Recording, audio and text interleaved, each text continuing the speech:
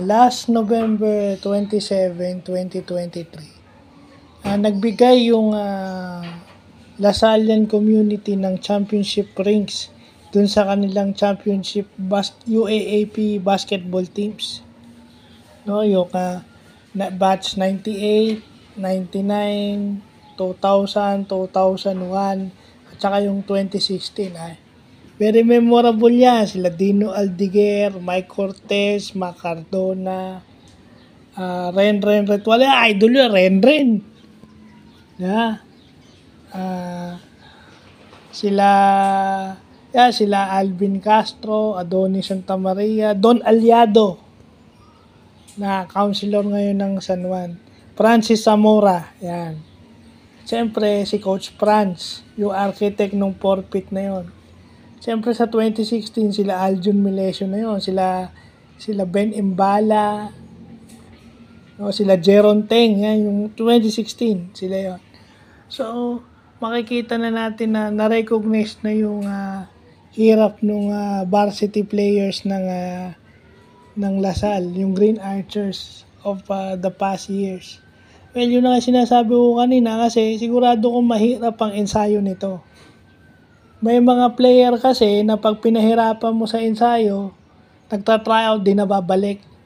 Meron nga akong kakilala. Magaling daw maglaro. Ayos yung perimeter game. Accurate yung mid-range shot.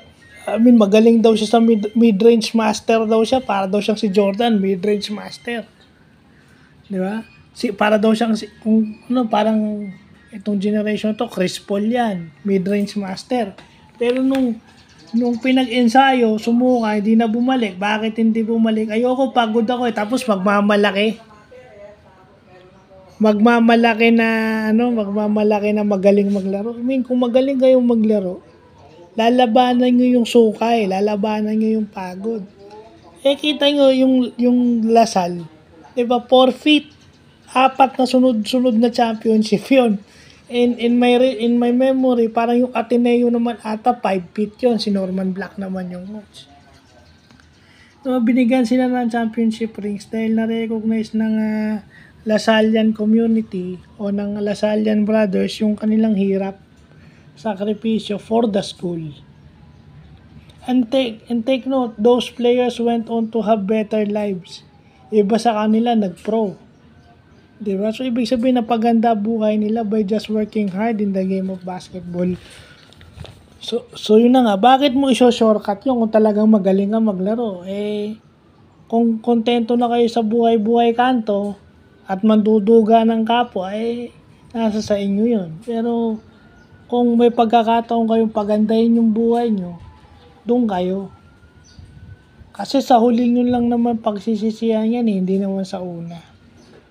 So, congratulations to the Lasallian community na nabigyan nila ng championship rings yung kanilang mga Green Archers. So, yun lang po.